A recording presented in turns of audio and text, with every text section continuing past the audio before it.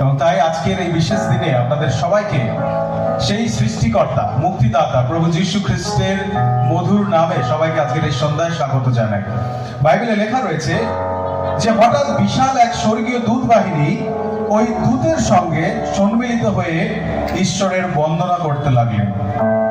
ঊর্ধ্বলোকতম ঈশ্বরের মহিমা আর পৃথিবীতে তার প্রীতির পাত্র, মানুষের মাঝে শান্তি।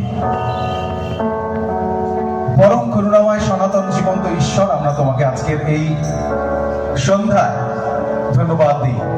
এই সন্ধ্যা তখনই শুভ যখন তুমি আমাদের সাথে রয়েছো এবং তোমার বাক্য, তোমার বাণীতে লেখা রয়েছে যেখানে 2 কিংবা 3 জন তোমার নামে একত্রিত হয় সেখানে তুমি রয়েছো। তাই আজকের এই সন্ধ্যায় আমরা ধন্যবাদ দিই যে তুমি আমাদের সাথে রয়েছো।